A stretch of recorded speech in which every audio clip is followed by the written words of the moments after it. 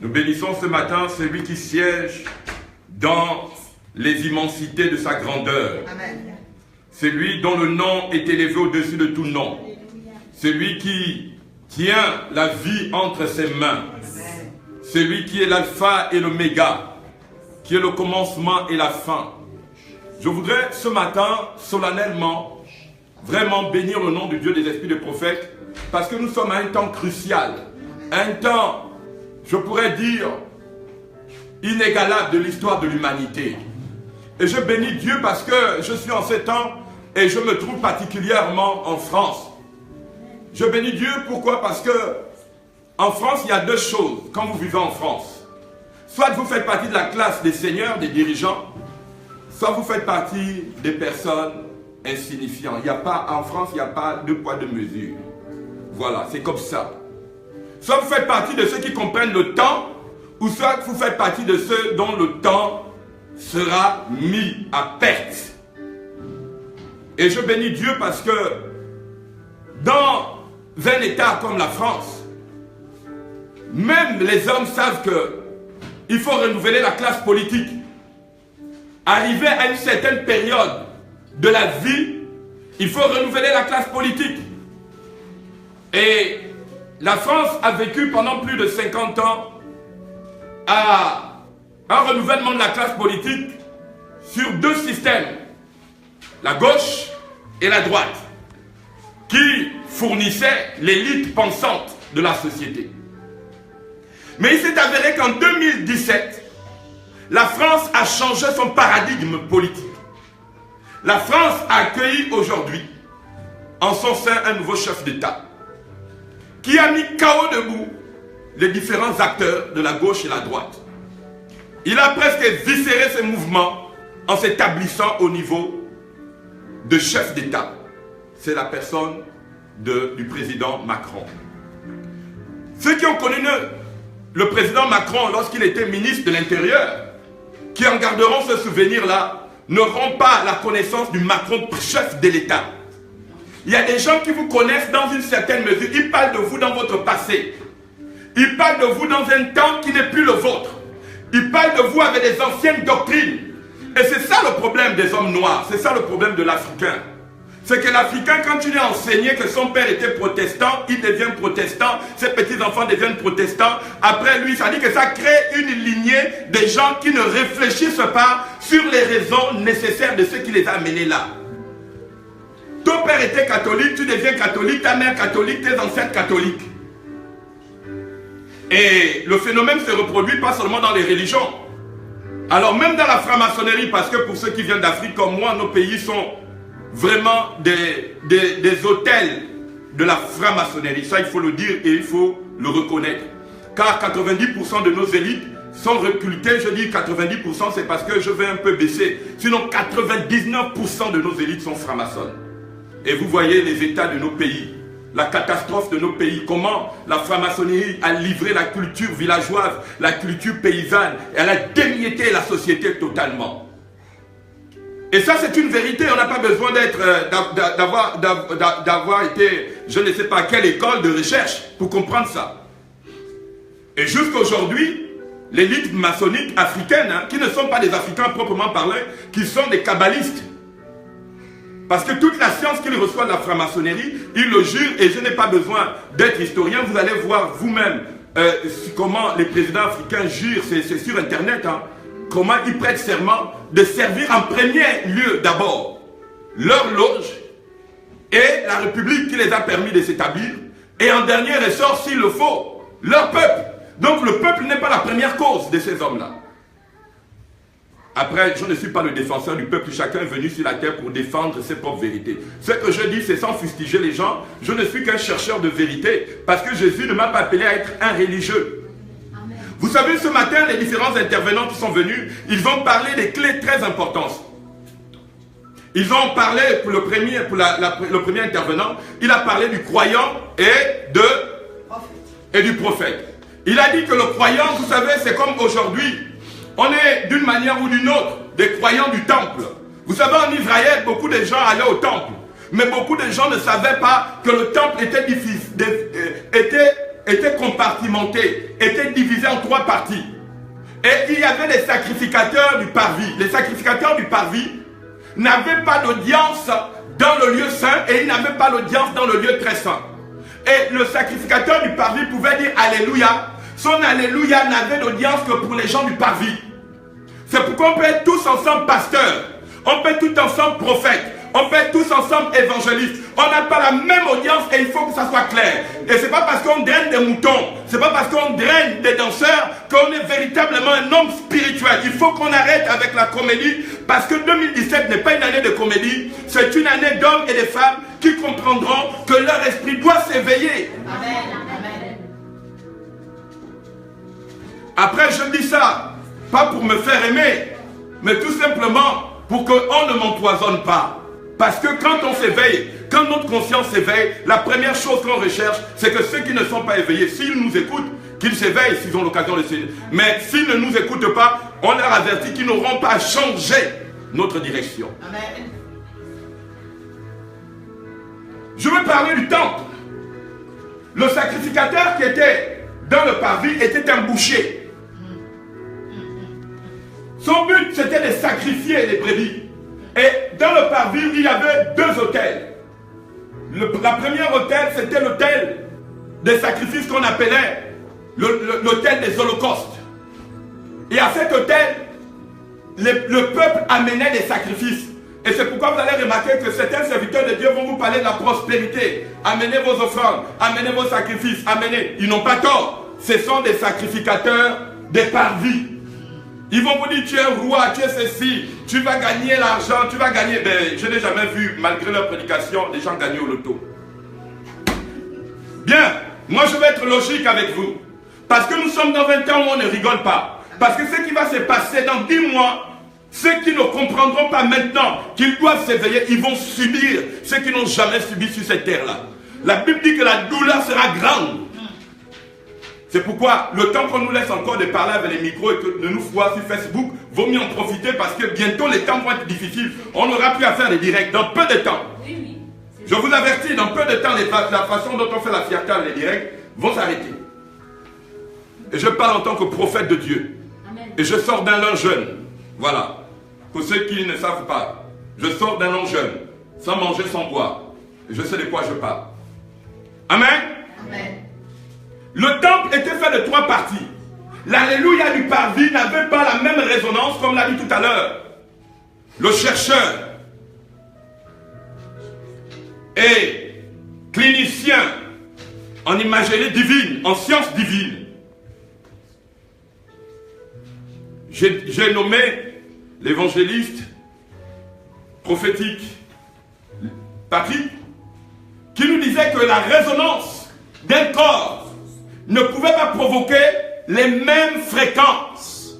D'un corps à l'autre, il n'y a pas les mêmes fréquences. C'est pourquoi, vous voyez quand vous ouvrez une radio, et ça on peut l'entendre, d'une station à une autre, quand vous écoutez fréquence, quand vous écoutez TF1, ou vous écoutez la 2, ou vous écoutez la 3, selon l'animateur qui est à la télévision, les hommes n'ont pas le même audimat.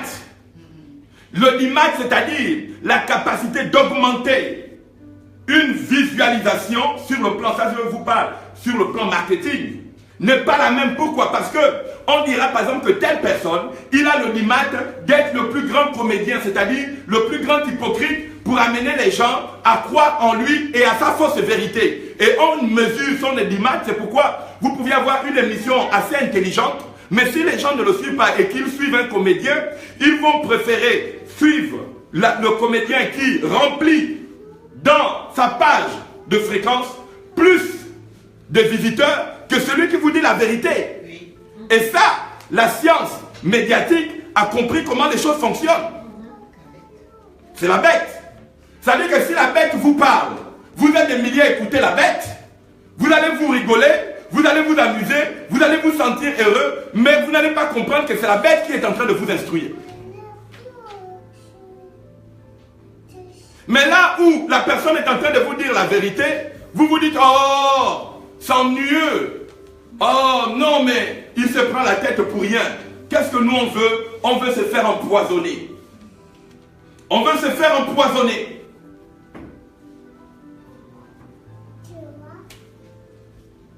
Ce matin, je voudrais parler à des grands esprits. Pour ceux qui m'écoutent de par le monde, qui ont encore l'occasion de m'écouter.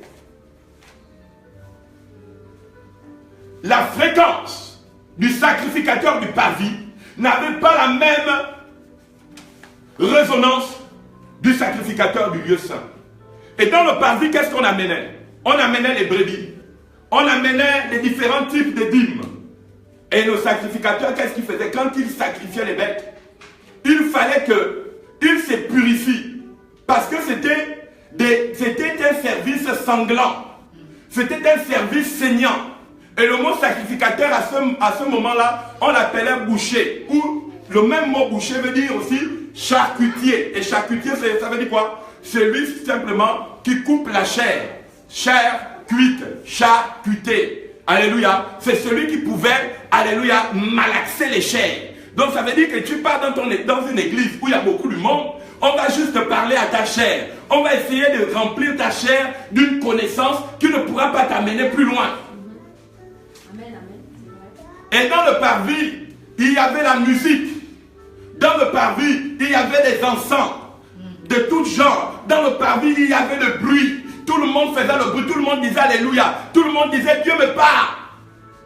Dans le parvis, tout le monde venait voir Dieu. Mais pourtant, ils ne connaissaient pas ce qui se passait dans le lieu saint et dans le lieu très saint. C'est pourquoi il y a des endroits dans le monde, tu te dis que tu vas à l'église. Et l'église catholique a une belle chance, c'est que quand le prêtre vient à l'église catholique avec ses enfants de cœur, il sort de quelque part. D'abord, il tourne, à l'époque, nous qui avons grandi là-dedans, il tourne, il rentre avec son chandelier, il asperge la salle, il passe au milieu de vous, et puis après, quand il a fini son homélie, il a une petite porte où il rentre, et il sort, vous ne voyez pas comment il sort. Alors vous ne savez pas, vous êtes à l'intérieur assis, vous dansez, vous chantez, vous ne connaissez même pas ni les passages bibliques, ni les choses, mais bref. Vous savez, malheureusement, les gens pensent que le Seigneur Jésus viendra chercher les moutons. Un mouton n'est pas fait pour être cherché, un mouton est fait pour être sacrifié. Toutes les religions où le mouton est prise comme exemple, c'est fait pour le sacrifice charcutier. Je ne prêche pas que vous, pour que forcément je sois écouté de manière charnelle. Je prêche pour que vous compreniez que si vous n'assistez pas aujourd'hui à votre histoire, si vous ne comprenez pas votre histoire, quelqu'un d'autre comprendra et fera de vous son sacrifice.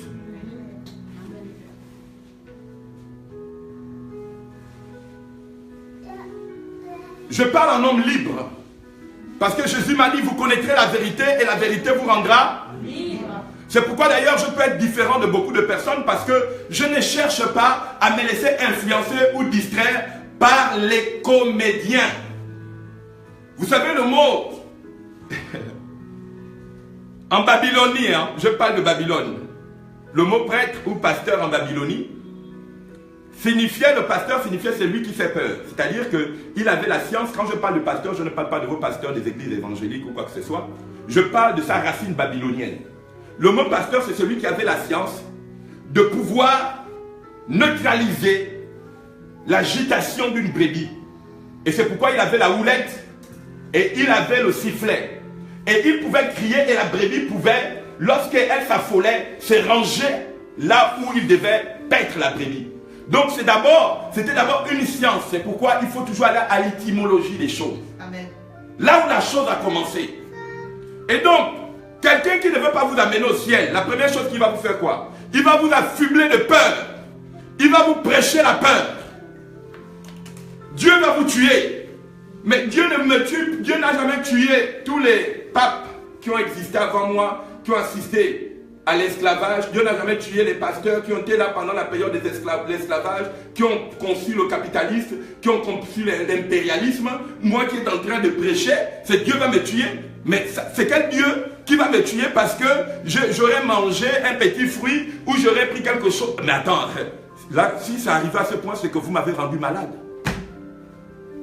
Que Dieu commence d'abord à tuer les grands patrons qui gouvernent le monde et leur postérité depuis combien de millénaires, qui ont mis des gens en servitude pendant combien de millénaires, qui ont toujours le pouvoir. Dieu va me tuer. Mon grand-père a un jour frappé mon nez. La monnaie que j'utilise pour faire des échanges, ça vient de chez moi. J'ai déjà entretenu une armée. Mais il faut être vraiment cinglé pour croire ce n'est que le fou qu'on agite comme ça. Excusez-moi pour employer des mots un peu comme on est dans une société où il faut entretenir la politesse visuelle et pourtant les gens sont grossiers dans leurs actions contre vous. Ils n'hésitent pas à vous mépriser, à vous jeter dans la boue par le mensonge. Regardez quelqu'un, dis à quelqu'un ce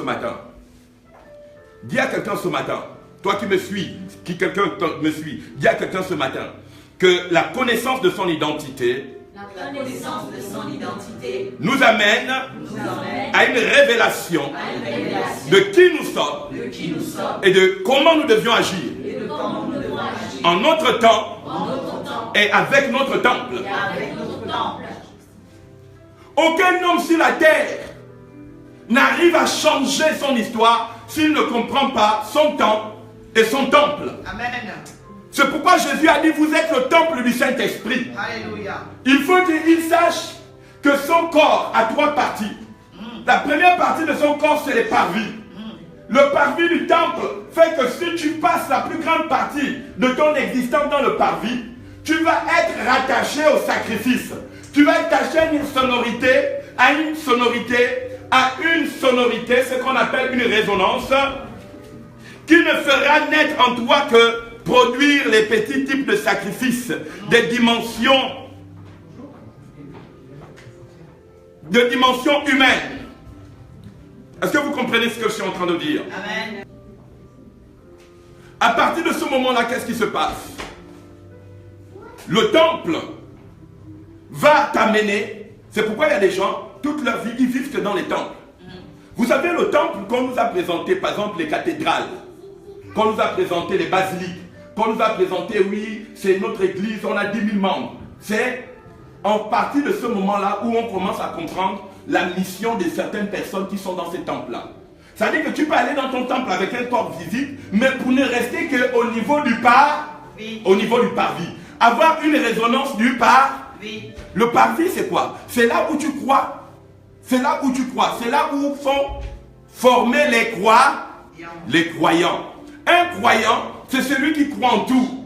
C'est celui qui croit même dans le fait qu'on peut le tuer, qu'il peut mourir. C'est un croyant. Un croyant n'a aucune relation directe avec le divin. Son divin, ça doit être le prix de ses sacrifices. C'est pas mauvais, c'est une partie d'une démarche. Mais rester là ne te donne pas le droit de connaître Dieu. Et tu ne le connais même pas. Pourquoi? Parce que la résonance du croyant dans le parvis l'amène tout simplement à être capable de connaître le sacrifice. C'est pourquoi, dans le temple de Salomon, dans le temple de David, parce qu'il y a eu plusieurs temples en Israël, il n'y a pas eu que le temple de Salomon, il y avait des hommes qui pensaient connaître Dieu. Et c'est pourquoi à un moment donné, quand David a fait venir l'arche de l'alliance a dû tuer Uza. Parce que Uza n'était pas celui qui devait toucher l'arche de l'alliance. Son corps, sa résonance n'était pas censé toucher l'arche de l'alliance. Il y a des personnes, vous allez finir toute votre vie en restant dans le temple en tant que danseur, invétéré, chanteur de louanges. Parce qu'il y avait des sacrificateurs chanteurs. Mais ces sacrificateurs chanteurs ne rentraient jamais dans le lieu saint. C'était interdit. Ils ne rentraient jamais dans le Saint des Saints. C'était interdit. Mais ils étaient des croyants. Il faut comprendre. Hein? Et vous voyez combien de fois notre société nous a livré les croyants.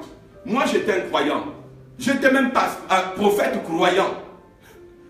J'ai d'abord commencé pasteur croyant. D'abord chrétien croyant. Pasteur croyant. Prophète croyant. J'ai cru à des choses qui étaient pour une certaine mesure des vérités. Mais elles n'étaient pas la vérité.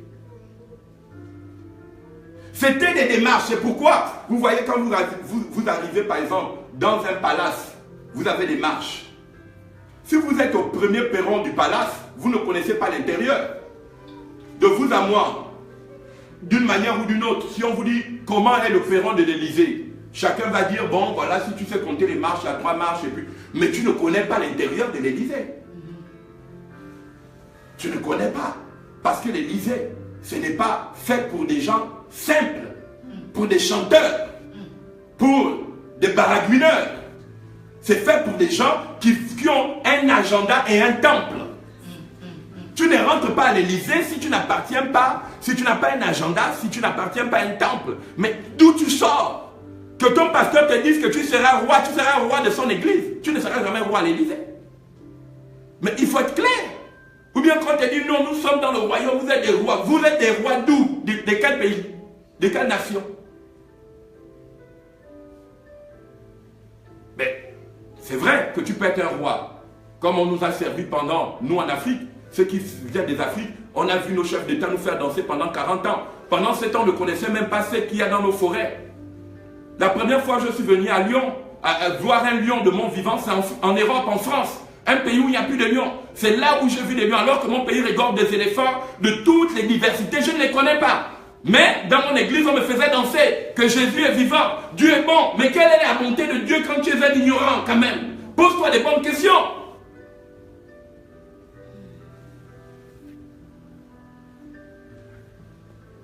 Les plus grosses compagnies de France ne font pas leurs bénéfices sur la terre française parce qu'elles ne produisent pas à manger.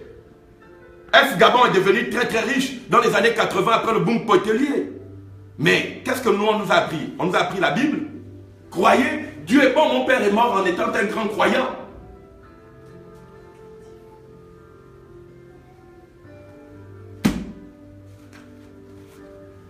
Si cette Bible est vraiment la vérité, alors, vraiment, c'est qu'en la cherchant, il faut que je découvre cette vérité. Mais il faut qu'on arrête de me blaguer en me faisant danser. Parce que ça, je l'ai expérimenté et je suis allé très loin. Et je n'ai pas seulement commencé dans mon pays, je l'ai fait en Côte d'Ivoire, partout où je suis passé. J'étais un grand danseur, pensant que Dieu devait se révéler à moi par la danse. Après avoir mouillé ton culte pendant 2 heures de temps, qu'est-ce que ça a donné? Des cerveaux malades. Sans fustiger qui que ce soit, sans pourtant gêner l'honneur de qui que ce soit, je me pose juste des bonnes questions. C'est pour moi que je me pose. Depuis que tu as écouté le rap, ça a changé ta vie? Ça t'apaise quand tu écoutes, mais quand tu sors dehors, tu vas dire que tu es stigmatisé. Ça a changé, tu as déjà vu que ça a changé ta stigmatisation, tu seras toujours stigmatisé. Et bien c'est comme ça. Ça ne change pas la musique.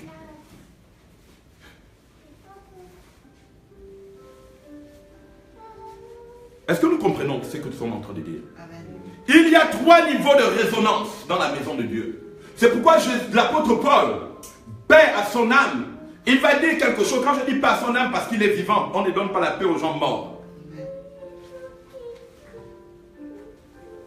L'apôtre Paul va dire quelque chose. Il va dire, vous êtes le temple du Saint-Esprit.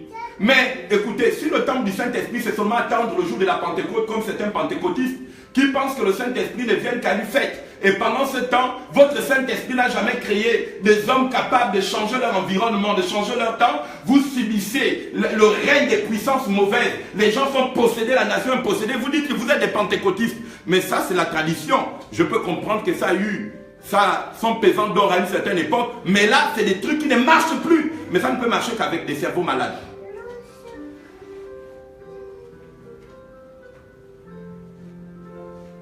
La seule chose dont le Seigneur Jésus nous dit, il nous dit dans le dernier temps, je répandrai de mon esprit sur toute chair. En fait, qu'est-ce qu'est l'esprit? L'esprit n'est qu'une résonance de force qui vient pour pouvoir amener l'homme à traverser certaines dimensions qui l'aveuglait, certaines dimensions qui l'empêchaient de rentrer en connexion avec les interventions des glorieux. On dit que ton corps est le temple du Saint-Esprit. Et puis, tu te rends compte que pendant des années, tu n'as rien produit. À beau te sanctifier, à beau ne pas regarder la télévision, ne pas te laver avec les savonnettes. Et pourtant, ton bishop a 4 avions, il a 4 humeurs. Mais lui, il te dit sanctifie-toi. Mais tu dois d'abord te sanctifier avec ton argent que tu as plein dans les banques. Mais qui va aller en enfer? Celui qui a commis la fornication, celui qui a gardé plein d'argent pour que cette personne qui ne pouvait pas manger, pour avoir le droit de manger, est obligé de vendre son corps. Qui entre toi et lui qui ira en enfer? Écoutez, il y a quelque chose dont vous deviez être au courant. faire un culte de danse n'a jamais créé des hommes et des femmes capables de comprendre ce que je suis en train de vous expliquer. Ce n'est qu'une petite, infime partie de la connaissance. Sinon, vous auriez toujours les bouchers à vos services. Vous allez amener les offrandes, ils vont vous amener à l'autel des sacrifices, et après à la cuve des reins, lui-même il va se purifier parce que le sacrificateur, il avait la cuve des reins. La cuve des reins, c'était là où il y avait l'eau, parce que le peuple ne pouvait pas rentrer dans le lieu. Donc il allait se laver là-bas, il se débarrassait de vos déchets, vous rentrez avec vos malédictions après, et puis lui, il allait chercher le Dieu. Il se mettait après dans le lieu saint où il appelait le Dieu qui devait l'amener les tables, de ce qu'on appelle les pains de proposition. Il devait être en contact avec les tables de parfum. Il devait être en contact avec le chandelier d'or. Et après ça, quand il quittait à ce niveau-là, il rentrait maintenant dans le saint. Pourquoi on parle le saint des saints? Parce que, pourquoi? C'est au pluriel, le saint des saints. Le saint des saints, c'est là où il y a les diverses opérations de Dieu, où Dieu n'est plus seulement tenu par une connaissance chimère.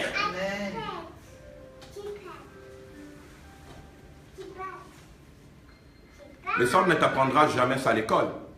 Aucun homme ne gouverne sur la terre s'il n'a pas son temple. Tout homme qui gouverne sur la terre, si tu veux suivre le cheminement, dis que tu veux être président comme Macron, va faire les écoles comme lui, sors des universités comme lui, et puis fais en sorte que tu deviennes président. Tu vas voir si tu ne vas pas mourir avant le temps.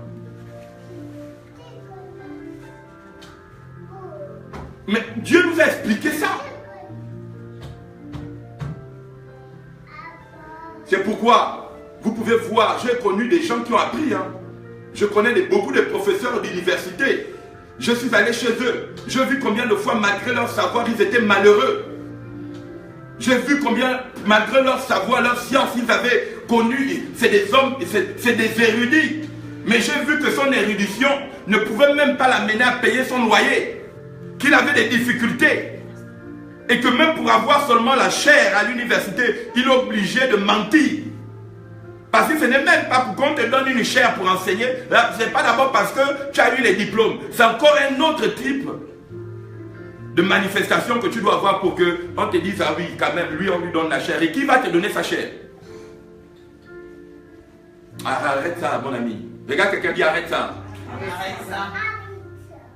Après, on n'est pas obligé d'aller dans le lieu saint et dans le lieu très saint. On peut être arrimé à être ridicule, à être ridiculisé.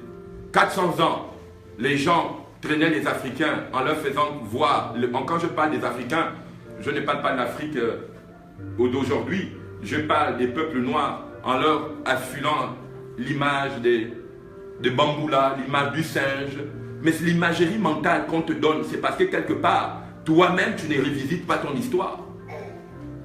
J'ai la grâce de vivre en France et d'être un homme qui a une certaine dimension prophétique. Et cette dimension prophétique me donne le droit aujourd'hui de comprendre que lorsque un homme ne connaît pas son histoire, il sera la poubelle des autres. Et je prends le mot du Fils parce que, poussé par le Saint-Esprit, il m'a donné la pensée. Lorsque quelqu'un ne comprend pas son histoire, il sera la poubelle des autres, ce sera un déchet. Car retrouver son histoire est un miracle. Et le perdre est une tragédie. Mais on ne peut pas retrouver son histoire si on ne connaît pas son temple. Si on ne connaît pas la résonance. Parce que le temps et le temple est très important. Les gens changent à un temps pour comprendre le rapport à leur temple.